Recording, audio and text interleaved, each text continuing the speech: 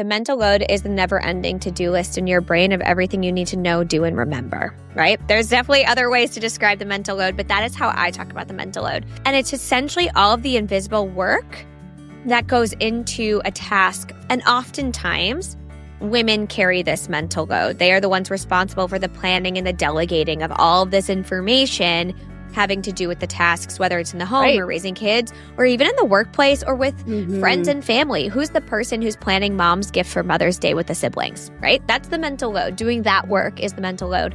And so it's all of this invisible work that we're doing behind the scenes. So how often do we avoid having a very necessary conversation with our partner because we don't want to come across as nags?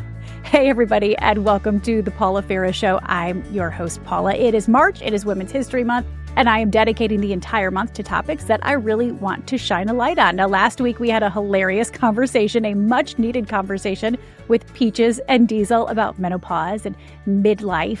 And this week, we are jumping into the deep end. I talk a lot on this show about the mental load and the division of labor at home. Those are things that can put huge strains on our relationships. Now, I saw this stat. I laughed at it. I wasn't surprised by it. I want to know what you think. But it says 46% of moms say that their husbands stress them out more than their children. And this is a sad one. 25% of people end up divorcing over little things, like somebody left the sponge in the sink or the garbage wasn't taken out, because it's the constant invalidation. So today I'm going to talk to Paige Connell. On Instagram, her handle is, she is a Paige Turner, and that's Paige. And she has 4 young kids, lives in Boston with her husband, and Paige is all about the mental load. That's what she talks about. She's committed to improving relationships by creating equity at home. Now, I shared with you all last month when we were doing our series on relationships and dating. John was on the podcast, and the topic was how to keep it spicy with your partner.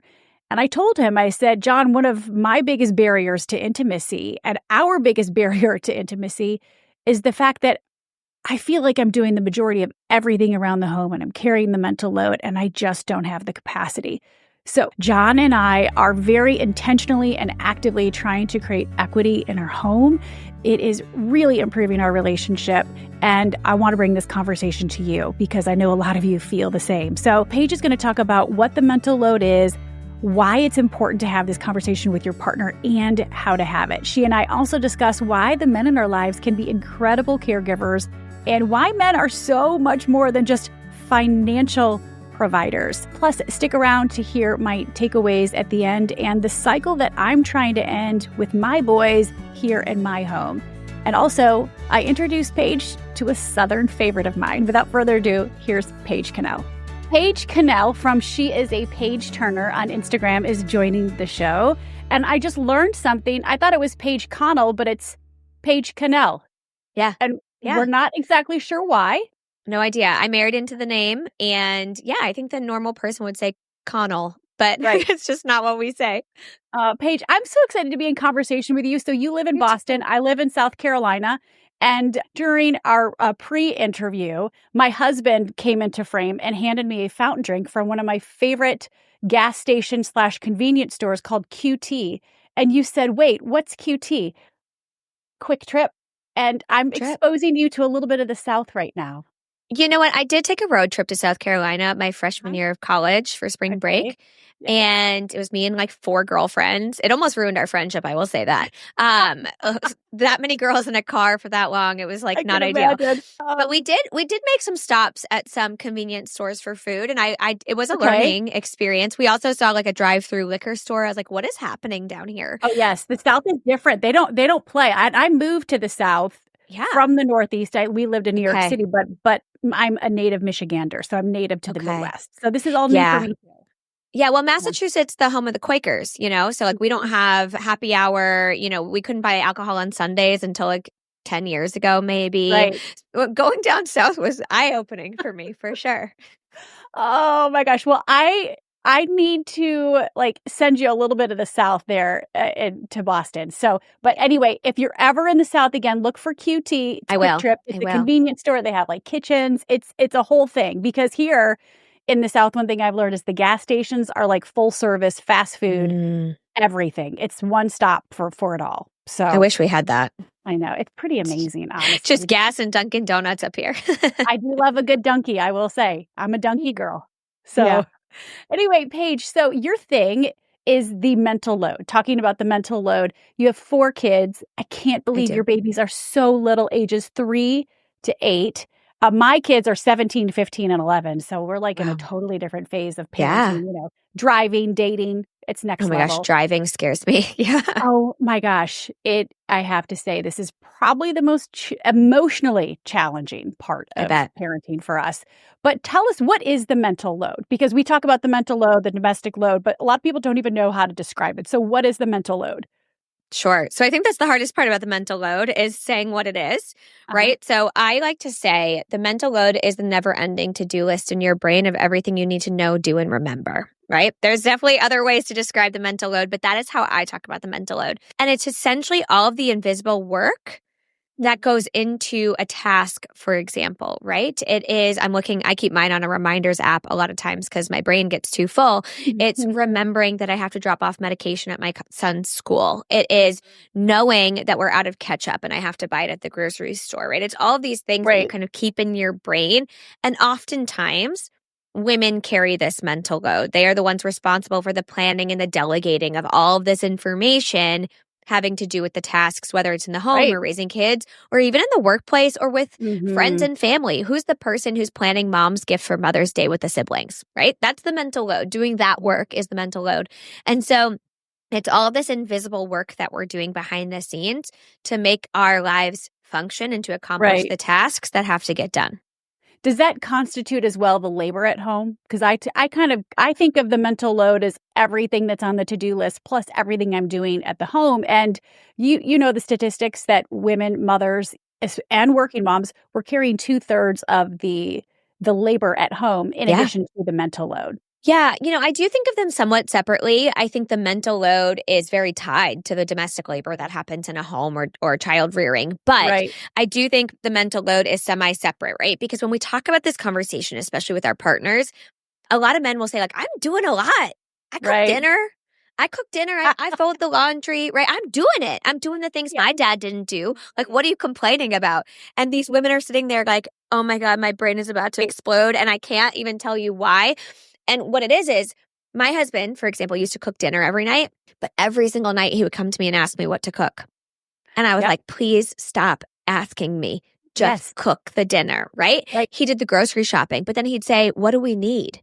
Mhm. Okay, well, if you're going to ask me, I might as well do it myself, right? Myself, You're not right? Yep. taking that mental work off my plate. That is the mental load. So I do think it's semi different than the domestic labor, but it's all so intertwined. You Yes. really can't talk about domestic labor without talking about the mental load, without Right. talking about invisible labor. Like all of these things are connected. There's no Mhm. way to talk about one without talking about the other. It's not Yeah. possible.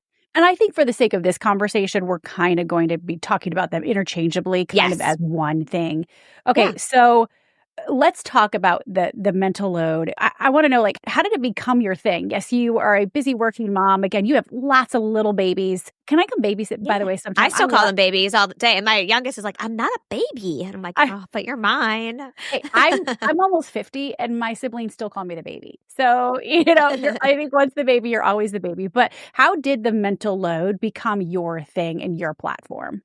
Sure. I don't actually remember when I started talking about the mental load. I started posting on social media and I was just doing it mostly for fun and because at work we were using TikTok and I was trying to learn about the platform. And so I was like, what do I want to talk about? I'll just talk Right. about being a working mom. That was specifically what I was talking about. And I talked about all sorts of stuff.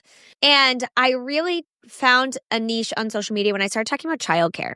And the interesting thing Mm. was, I was talking about the cost of childcare, which led into a conversation about then why do you work, right? Which led into a Mhm. conversation about how I manage being a working mom, Right. which ultimately led into a conversation about my marriage dynamics because I started to share about how after having children, I kind of wanted a divorce. I was over it. I was tired of being the person who was Yes. working full time. I was in charge Mhm. of the kids' schedules and their lives. I was carrying the mental load and all the domestic labor. And I had this amazing, on paper, husband who was always there and always very physically present and would do things like cook dinner, but I was burnt out.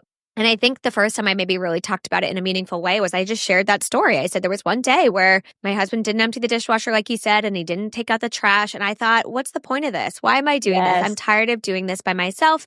And it's not about the dishes. It's not about the trash. It's about the mental load associated with all of these things. And my time just didn't feel as valuable as his. I felt disrespected. I felt taken advantage of. And I think in sharing that experience, a lot of women in particular resonated with that feeling of feeling unseen in a relationship with Right. a husband who is good on paper. Right. Yep. And like Yeah. to the outsider looks like a great husband. And he is like, my husband's a great husband, but he didn't see the mental load I was carrying, and he didn't understand why I was so incredibly burnt out and resentful. And ultimately, it was because of the mental load. Yeah, I think so many women feel like this. I mean, you've seen the statistics. Over half of women say that their husbands stress them out more than their kids. Yeah. And 25% of couples end up divorcing because of the little things. Somebody didn't take out the garbage, or they didn't empty the dishwasher. Those things start to build up, and you feel invalidated in a way. And sometimes it's just easier, but it's a very common feeling. How important is it for us as women to not dismiss this and diminish it just because there's this narrative that we're the ones that are supposed to pick it up and carry it, which we could talk about a little bit. But I want to ask you, like, we don't feel comfortable having these conversations because we feel like a nag. But what is the danger in not having these conversations about the mental load, about the division of labor in our home? Yeah. I mean, I think on a small scale, and it's not really small, but like within our own homes, it creates this resentment, right? And resentment is not good for you. It's not good for your partner. It's definitely not good for a marriage. It's not good for our kids if you have kids, right? It's just resentment is not healthy. I would say it also leads to burnout, physical exhaustion, mental exhaustion. Our mental health suffers, right? Women, when we hold all of this in, when we take on all of this work, we harm ourselves ultimately.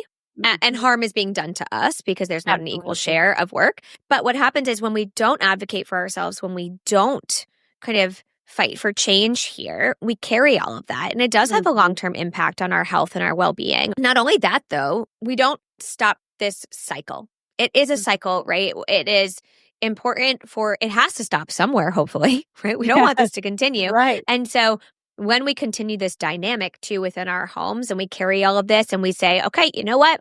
I'm not going to speak up. I'm not going to say anything. I'm just going to do the work because this is what I'm supposed to do.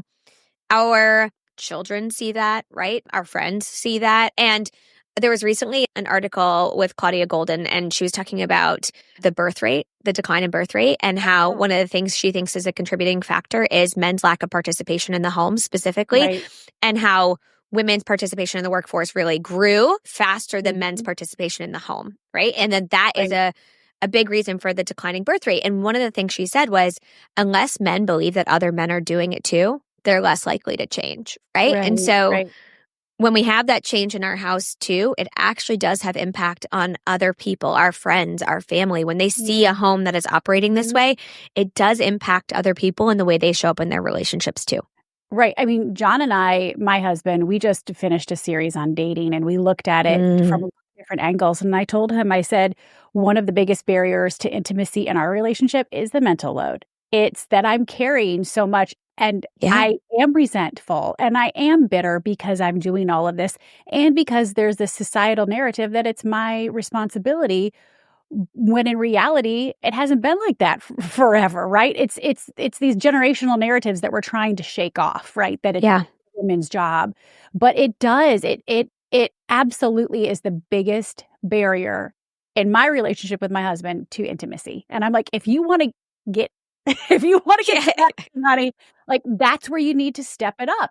And I think being able to communicate that to him clearly when emotion is low, and you love Eve Rodsky from Fair Play just like I do. When emotion is low and cognition is high. So how do we have this conversation? How do we convey that there is this mental load, all these open tabs? It's not just because I'm a woman and I have all these open tabs and all of this work needs to be done. How do we have that conversation, and in a respectful way? Because a lot of women don't know how to have the conversation, or they'll just brush it off like, I don't want to be a nag. You know what? Don't worry about doing me a favor. It's like how it's framed in our mind. So how do we start these conversations? Like, where do we go with it? Yeah. So I think the tough thing is, right, we all have the urge in the moment to say Mm-hmm. something, right? Yeah. Your husband forgot to empty the trash. They packed a lunch that the kid's never going to touch, whatever it is, right? In the Right. moment, it's very hard not to say, you always do this, or why am I the only person who's thinking about these things? You never Yes. do this. Yeah, all of those. And I've done it. We've all done it. I mean, it's Yes. impossible to be in a relationship with somebody and not have those moments. The problem with them is they're not productive, right? Mm-hmm. So I think about a couple of things when I think about how I approach the conversation. I talk a lot about how to have this conversation because I think it is very hard. I think first and foremost, before you can actually have this conversation, you have to have the language to talk about what's going on. You have to be able to identify what the mental load is, right? So many women go into this conversation, and I did too, and I couldn't really pinpoint why I was burnt out. I couldn't pinpoint why I was frustrated. I couldn't even say the word resentment. Like, I didn't realize I was Yeah. resentful. I was Mm-hmm. angry. I didn't want anything to do with my husband at the time. I was like, don't take me on a date. I have nothing to say to you. But I couldn't, I feel for him now when I look back because he had no idea why, because I couldn't even say Mm-hmm. it. Right. So, first and foremost, we have to be able to talk about it, not just to our partners, but to ourselves, to our Mm-hmm. friends. We just have to be able to say it out loud. What is it? And how is it impacting you? And I think it's important to have certain terms. So, yes, the mental load, but invisible labor, right? Domestic labor, burnout, resentment. What are the words that we need to be able to describe what's happening to us? And so that's one step. I also think it's important to make that invisible labor visible. I talk about this all the time, but I try to take everything that's in my brain and I put it in my reminders app on my phone. I do that for myself, but two, then it's visible. It's no longer this pretend list in my brain that my partner can dismiss and say, you're just making this up. It is actual tasks and things that I need to remember and do. And I'm even looking at how to buy a gift for a baby shower, right? There's a half day at school on Wednesday, so I have to make lunch for the kids. I wouldn't normally have to do that. All of these things, right, that are always in my brain, I put them on paper. I put them Mm-hmm. down. And that's part of Eve's process too with Fair Play is kind of either playing her game. I've actually turned her game into a spreadsheet because it's easier for me that way than a deck of Yes. cards. But Eve's is more the domestic labor. I also encourage you to put the mental load down on paper. Like all those Right. little thoughts that pop up into your brain, just put them down on a piece of paper. So make that invisible labor visible. And then before you actually have a conversation with your partner, I think it's important to get on the same page with your partner about what the end goal is before you even have the conversation. What are we trying to walk away with here? Am I solely looking for acknowledgement and like to feel valued and feel seen? Am I just looking for that from my partner for them to understand me Right. and value my time? That might be it. Mm-hmm. Or in my case, right, I wanted more equity. I wanted him to be doing his fair share. I wanted us to have a happy, healthy, thriving marriage. That was always what I was like, I'm not happy. And if I'm not happy, then we're not happy. And if we're not happy, Yes. then this home isn't happy, right? I want to have a happy, healthy, thriving home. And I believe that if we do this work together, we will get there. And Yes. so starting with the goal as opposed to what's going wrong, right? Like what Okay, is our that's end good. goal? That's And then good. together we can talk about it and get there, hopefully. But that's how I start the conversation about the mental load. Because if you just come to your partner and you start rattling off all the things they don't do, Yeah, we don't that's really not get gonna go well. anywhere. No, No, we don't get anywhere. no, emotion has to be low and cognition has to be really high. Avoid using phrases like "you never," "you always," which again, like we've all been there. We all do it. Yeah, we all do it. But that's not constructive to the conversation. One thing that really helped me when it comes to like the domestic load, Eve suggested that you have to work out and communicate what is a standard level of care. So you have all of these tasks. Let's say, who's responsible for all of for the tooth fairy coming and for Christmas gifts or Hanukkah gifts, Yeah. who's responsible for the birthday parties and making lunches. And so often I would ask my husband to do something and then I would criticize him for the way he did it. And he would respond with this. He'd say, well, if you don't like how I'm doing it, then why don't you just do it yourself? Yeah. And so many of us women end up just taking it back on because they're not doing it how we want them to do it. And yes, there has to be a level of us letting go and letting them do it. Like if we're going to ask them to do it, but at the same time, Eve said you have to agree and communicate, okay, with this task, with lunches, what are we going to agree upon is the standard level of care or output. So for us, okay, lunches are going to have a protein, a fruit, and a chip. So you're communicating and you're on the same page Yeah. instead of just assuming. And that for me has been huge because we talk about the standard level of care with each of these tasks so that if I'm delegating, and let's be honest, most of the time I'm delegating. My husband can't read my mind, but we're getting better after 25 years of marriage. It's getting a lot better. But that's been a game changer for us, communicating about the task and what's the standard level of care when it comes to that particular task. Yeah, I love that part of fair play. I will say, I think like it is fair. I want women to feel kind of heard in this. It is fair to feel frustrated. Yep. If your partner continues to put your 2-year-old's clothes in the 6-year-old's room. Like, I think like objectively wrong, right? You're not criticizing them when you tell them that they don't belong there, right? Yes. But if you like to color coordinate the clothes and your partner doesn't, like, is that something we care about, right? Is that something in this conversation that matters? No, right? So, or for me, right? No, I don't. Everybody's got different standards, but I think it is also important for us, like when we have this conversation, and Eve talks about this, but other people talk about different ways to approach this as well, which is one of the things that I think is really important to do in these conversations too, is to share kind of our lived experience of not just the chore. Like part of fair play is kind of talking about the humanity behind the domestic labor, right? Why certain things are important to us or why we have certain standards around them, right?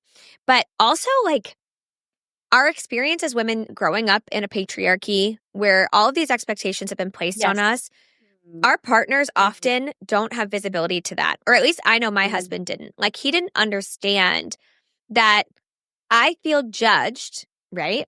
If I go to school, and it's not that I just feel judged, I actually am judged when I go to my daughter's school and she wouldn't let me brush her hair and she looks crazy, right? I will be judged as her mother for letting her come to school with crazy hair.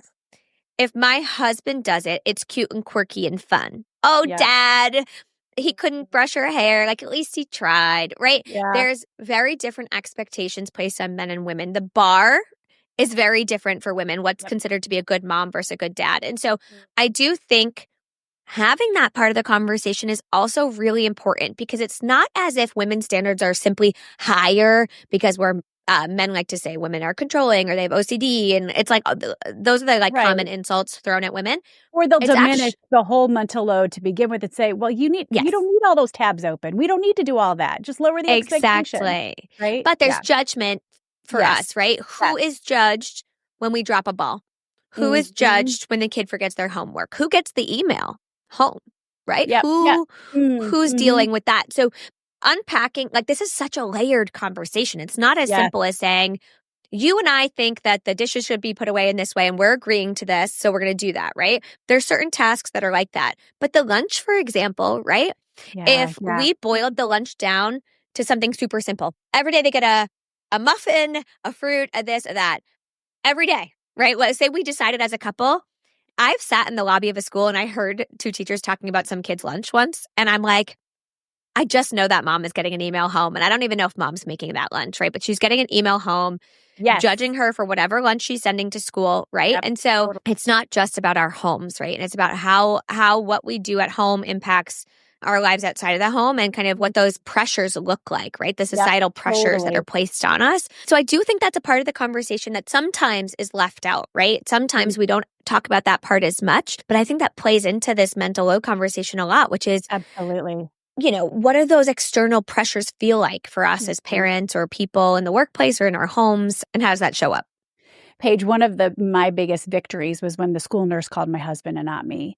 I made sure, and all of those forms, it's usually just one point of contact. And I'm like, we put my husband's on there too, because again, I think we have to understand that there are these generational narratives. There's a couple of things happening. There's generational narratives and expectations that this is the woman's job. But guess what? It hasn't always been like that. The most traditional family was the family that worked side by side. They labored together. They parented together. They did everything together. It wasn't until the 50s we pushed men out of the home, said you're only as good as your paycheck, and we pushed women out of the workforce and said you're a menace or you have working woman's disease if you have any ambition outside of the home. So we're still like trying to shake off some of those generational narratives.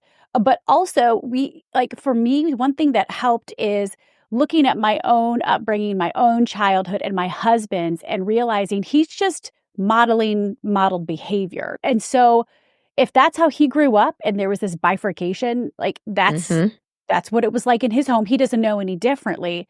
So not giving him a pass, but like helping me to understand like his Totally. perspective.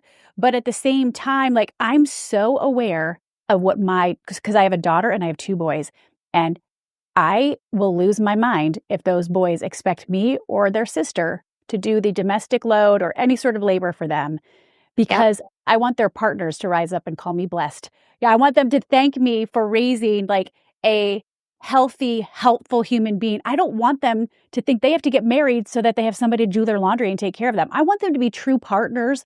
And I think that's why I'm very, very aware of, as a boy mom, and yes, I have a daughter, and I've realized I have double standards. Like I have to, just because she's a girl doesn't mean she should do it all, right? Right. Because that's what I felt growing up. But with my boys, I really want them to see the modeled behavior at home, not just from me, but from my husband, that he is a great partner. I called it out yesterday, at the dinner table. Guys, this is like, your dad's an incredible partner to me. It's not that he's helping, but like we do things he doesn't expect me to do the dinner and do the dishes. Like we work together. So shaking off the generational narratives and understanding their upbringing, and then making sure that our boys don't repeat that behavior. Yeah. I really like to make sure that everyone knows in this conversation as much as possible. This isn't an individual failure, right? No, You not at didn't all. fail No, right. if you fell into this kind of dynamic in your relationship. I think a lot of women are made to feel like they've failed, right? Like you should have picked a better husband. You should have set better standards. You should have never stood for this, right? And most women will tell you everything was super equal. And then we had kids. And I think the kids part, and if they were to really reflect back, they'd probably say, like, it wasn't actually equal, but because there was no kids, it didn't feel as heavy, right? The inequities didn't feel as heavy maybe before kids, but it's not your fault. It's not necessarily your husband's fault. The thing is, to your point, there are societal expectations placed on us, right? There are pressures placed on us. And depending on how you grew up too, whether it's like religious expectations, all these dynamics come into play. That's me. Yeah. I grew up in like a conservative Christian home, and you knew your place, right? Yeah. And it wasn't at the leadership table. It was basically to have babies. Right. And And that's the thing. But oftentimes we don't include that part of the conversation. And men are constantly being told, you're not my husband used to tell me, he's like, it feels like you're just constantly telling me I'm a bad dad and a bad husband and that I'm never doing enough. And I can understand that perspective and how it felt that way. I also felt disrespected and unseen and undervalued. And so, we were both feeling a certain way and both feeling like we were failing at this. When we were able to kind of look outside of just ourselves and our home, it was actually easier to have the conversation in our home because we could say, like, okay, like we got here for so many different reasons. Like this happened because of so many different expectations placed on us. So now even societal barriers or systemic barriers, right? Like my husband never got parental leave. So from the beginning, everything was on me with the kids because he wasn't there. You're the mom default, right? Exactly. And it's very hard to give that back when you go back to work however many months later. And so, we weren't aware of how these systemic barriers and societal expectations were impacting our marriage and our relationship. And it didn't happen overnight. It happened over many years, over 3, 4, 5 years. And once you're deep in it, it's hard to get out of it. But it's not our fault. I will say, once you've identified the issue, if one person is unwilling to change, unwilling to learn, unwilling to do the work, to be a partner, yes, then there's a conversation, right? Like when you know better, you can do better. Yeah, if you know better and you're choosing not to do anything differently, that's a different conversation. But if your partner truly doesn't understand the perspective, and neither did you probably, right? Like sometimes we don't know it when we're in the thick of it. Now that we know, now we can start to make changes. Now we can work towards what equity might look like for your home. But it's not your fault necessarily if you've ended up in this position. Yeah, you mentioned the mom default. And I think one of the greatest things that we could do policy-wise for gender equity is mandatory paternity leave, because out of the gate, 100%. It's all on us. It's all on the women. And then we pick up responsibilities everywhere. We're now in charge of raising the kid and managing the home and working outside of the home, most likely. So we become the default, and it's not intuitive, nor is it equitable in a society where most of us need two jobs to survive. The 50s, it worked, one income, because Black people and women were pushed out of the workforce, y'all. I mean, that's the only reason that we could get by with that. So I don't want to go back to that era. Why is there this expectation on women that it's our job, that everything around the home is our job? Why do you think that is?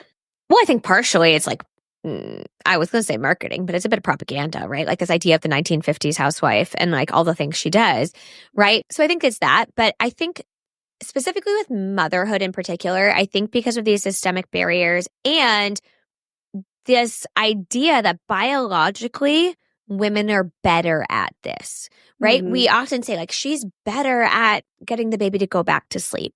And my question is always like, is she better or is she the person who's just been doing it for 2 months? Like, I don't know that she's better at it. Yeah. She's probably I know just put in a lot of more mothers work. that aren't nurturing, you know? Yeah.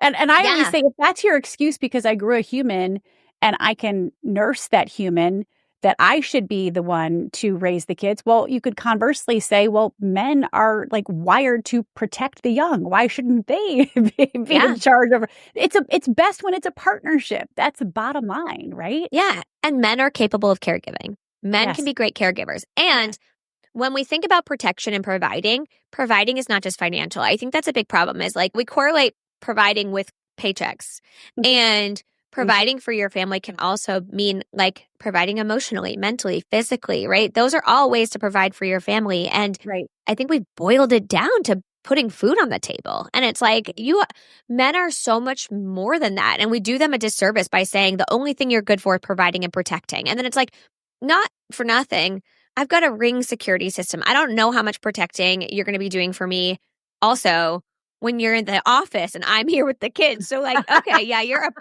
a protector when you're here in the middle of the night, I guess. Yeah. But like ultimately, like men will say like, well, I'm a protector. And it's like, okay, but what does that mean? Right. Can you protect me from emotional harm? Like that's a way to protect me too. And so expanding our viewpoint on these like outdated narratives of who we are and moving ourselves away from these things that have been disproven, that like women are essentially more nurturing or better caregivers. They're not. Men are very capable of doing it. And there's been studies shown like when men participate with their newborns, right? The way their brain chemistry changes. If you don't do that though, right? If you don't do that, of course, it's going to be harder to be a provider and to care for your kids in that way and for your partner. It's not impossible though. No. I just think it's so much of this. Like it's been marketed towards us. And to your point, though, the 1950s housewife thing, like that was the privileged white women. Most women were still working. Yes. Whether paid or unpaid, they were working. I don't know about you. My grandmothers all worked. My aunts always were. Everybody, my grandmother every woman didn't finish high school. Like she never went to college. They went to work. But she wasn't called a stay at home. She was, and when there were periods where she was at home, my mom referred to her as an at home parent. There was no staying. That wasn't until the 90s that we started, again, more exactly. Yeah. But it's also where you live. I don't know about you, but like Northeast, I didn't have any friends with a stay-at-home mom, a quote-unquote stay-at-home mom. They were all working. So I think also our viewpoints on these things are hyper-dependent on where we were raised and the dynamics that we were raised in. You mentioned that men can be wonderful caregivers. Like women, throughout history have always worked. Like even though we weren't given the same privileges in society, we were respected for our work. We took over our husbands', dairy farms and butchers because we were already doing the work alongside of them. And if you're a woman of faith like me, the Proverbs 31 woman who's often like, we focus on her domestic duties. She bought a field with her earnings. She was a hardworking businesswoman who negotiated. But I think like understanding that we used to refer to ourselves as hardworking and resourceful as women. And it wasn't until the 50s and the propaganda, the nurturing. And if we had, that's how we started to describe ourselves. And if we had any ambition outside of the home, we were legitimately referred to as a menace to society. So understanding we're still shaking that off. And also when it comes to guys taking their paternity leave, it's so good for the kids. It's great for their relationship with their children and with their spouse. But men are also dealing with their own set of toxic expectations. You just mentioned it, that your only job is to provide for this family financially. And if you can't, you're a failure. And so men grow up with this heavy narrative hanging Yeah. over them. And they feel that their only job is to provide financially. And if they can't do that, then they're a failure. And that's how we have cast them. So I think understanding some of those toxic expectations on men too can really help this conversation. Yeah. And to your point of like mandated parental leave, a lot of men will say they don't take their parental leave even when they have it and it's paid because of the expectations at work, because it will negatively impact them and how they're viewed in the workplace. And I understand that because as women, we also deal with that. It's called the motherhood penalty. Like we know this so intimately, but Yes. it's interesting because if men choose to step into what has previously been seen as a mother's role or a women's position, now they are looked down upon, right, in the workplace. When men take sick time, right, that's frowned upon. Can't your wife do it? Isn't she able to take that day off, right? Yeah. That's a very common thing that happens in the workplace, and whether or not it's illegal or not, right, to have that kind of discrimination or conversation in the workplace, it does happen. Men are also combating these expectations that have been placed on them. I don't like the narrative online, right? Like just leave your husband, or if he wanted to, he would. And it's No. like, I think, yes, in some instances, again, when you know better, you can do better. But we're all operating within this system that harms all of us, right? Ultimately, you mentioned raising boys, right? I'm raising a son, you're raising two sons. I know there's a lot we can do in our home, but once they step out of my home, there is so much that happens. There's so much influence on them, whether it's through social media or their friends or their education or their workplaces, right?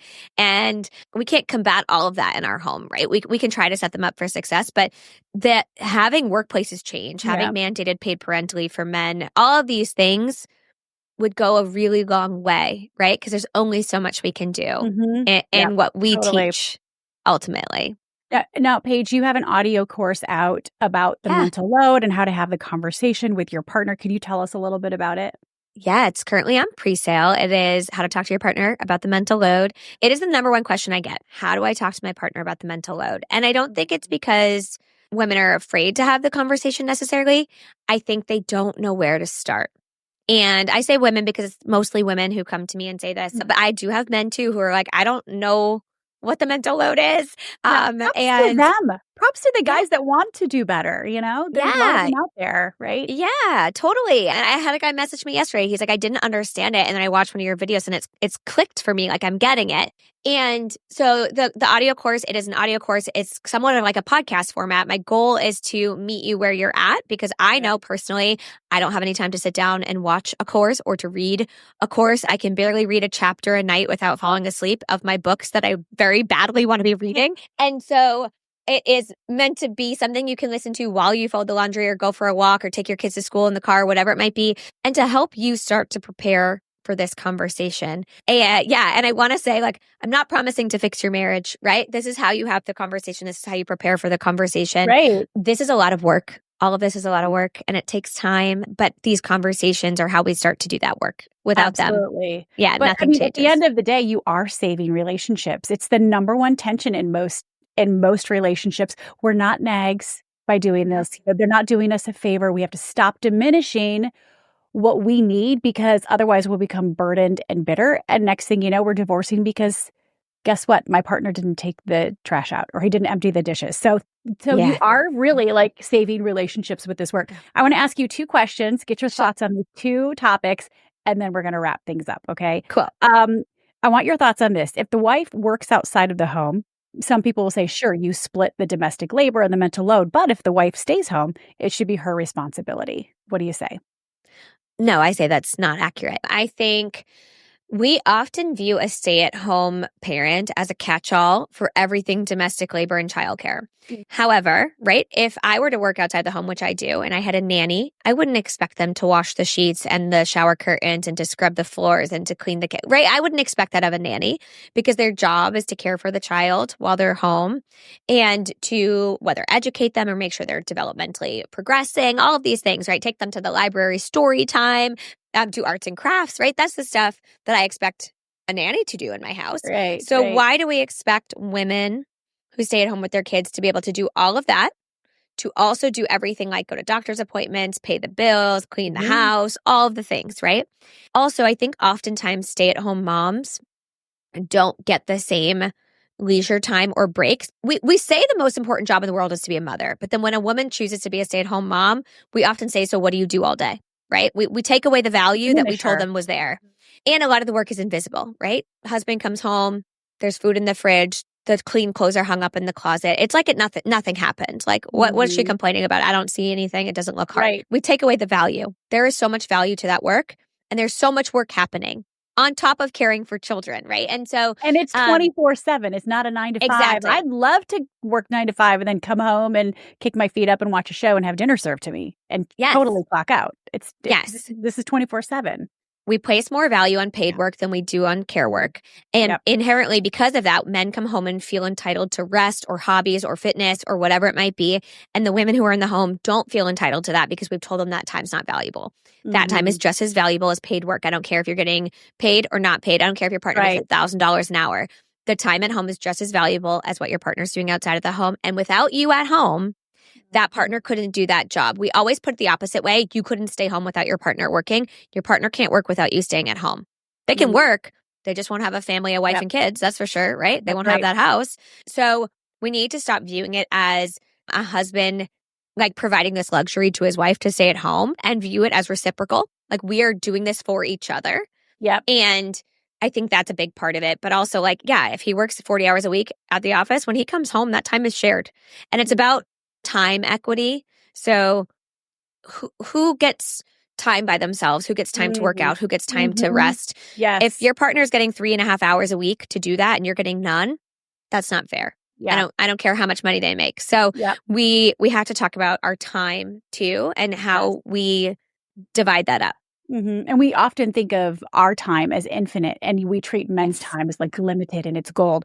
Okay, I want your thoughts on this. And you kind of just touched on it, but you posted recently in reaction to this that it's literally cheaper for families to have a stay-at-home wife. And then you wrote, I love your response to it, but you also wrote about this in an article about why you'd rather pay $5,000 in childcare each month than become an at-home parent. Give me your thoughts on that.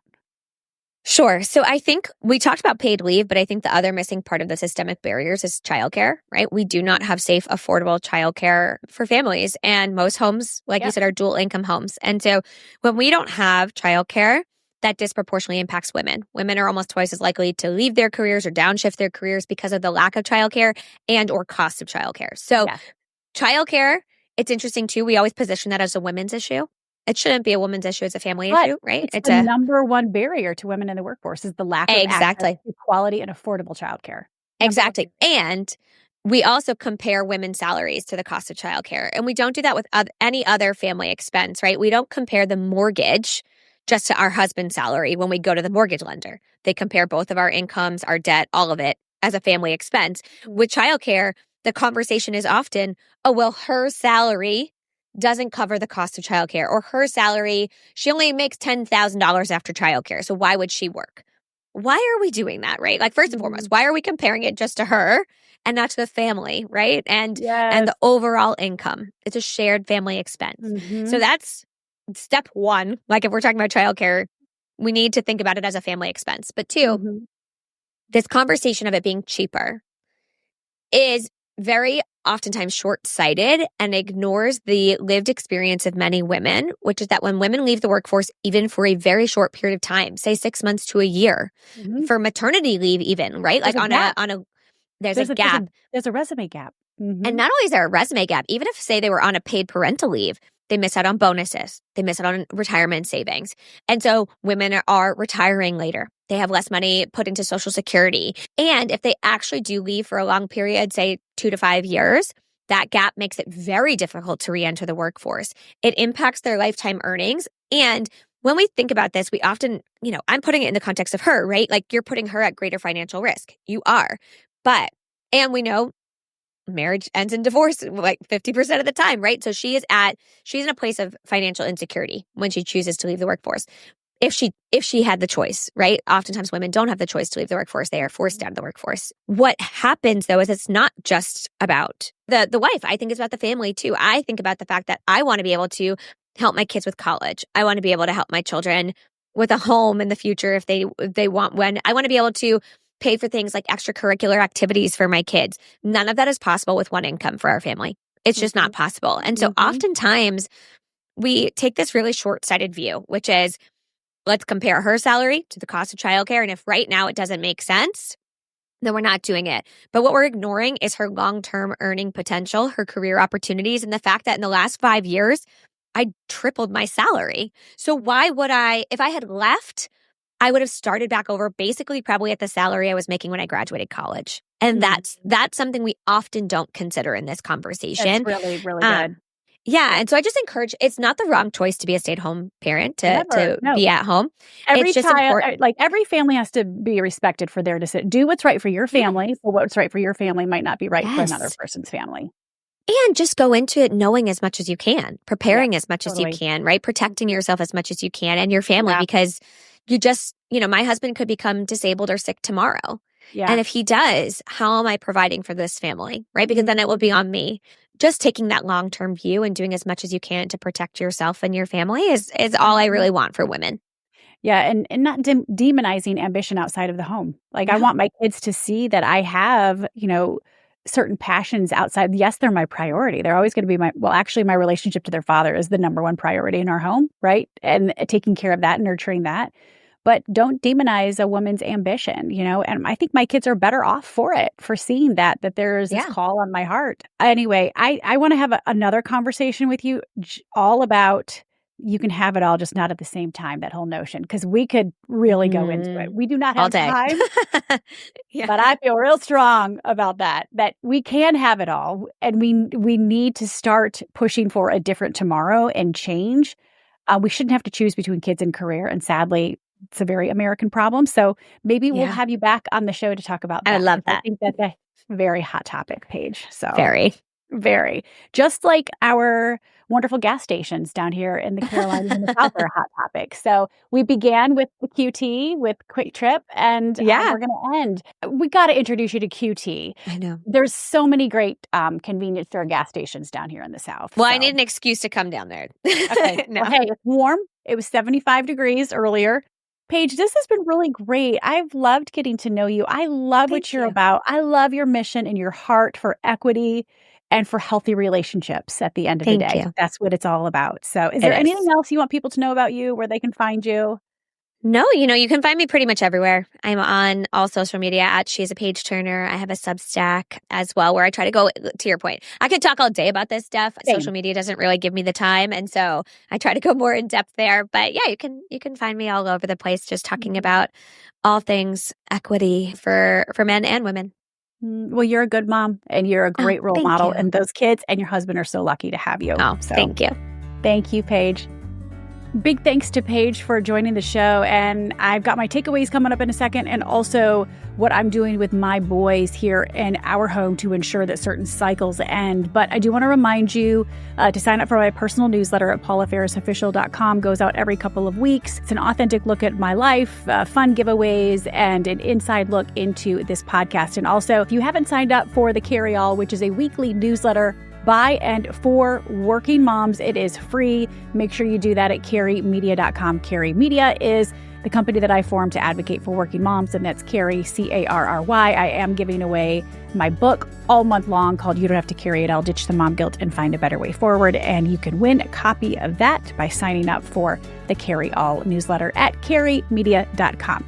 Okay, my takeaways, and then I am going to tell you about the cycle that I'm trying to end here in our home. But couple of the big takeaways. First of all, we have to acknowledge that this is a huge strain and source of tension in most relationships. You are not being a nag by bringing this up. Okay, this is a necessary conversation, and how you have it is when emotions are low and cognition is high. So have it when you're not angry, when you're not in the moment. Avoid words like you never, you always, even though we do tend to use those phrases from time to time, but just try to avoid those if possible. But it is important to have this conversation because equity in relationships is a barrier to intimacy, and it does destroy relationships. And if you don't know where to start and you're still feeling really uncomfortable, that's okay.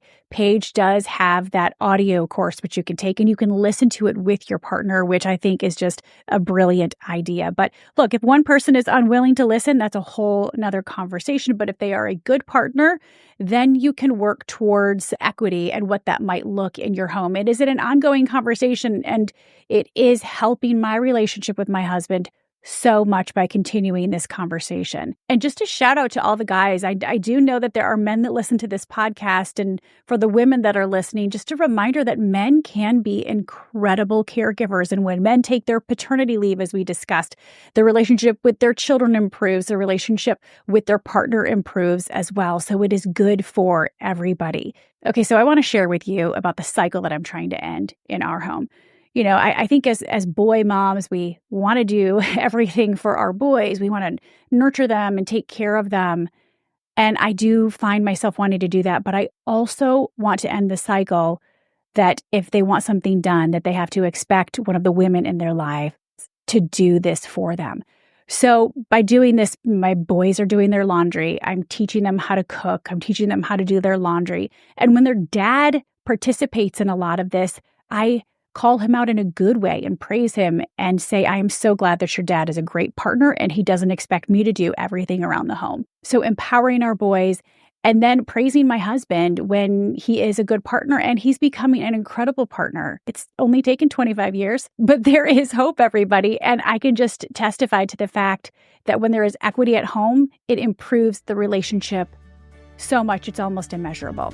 All right, next week, it is a hot topic in our culture, the poison that is in our food and the movement to clean it up. I am talking to Vani Hari, aka the Food Babe, that's her IG handle, how she started the movement to clean up our food and where we are in the whole process. That's next week as we keep talking about it.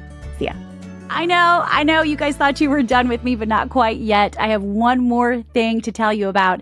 If you're watching on YouTube or you're listening on your favorite podcast platform, don't forget to subscribe to the show. I don't want you to miss a single beat or a single conversation. And remember, my DMs are always open. Tell me what you want to talk about.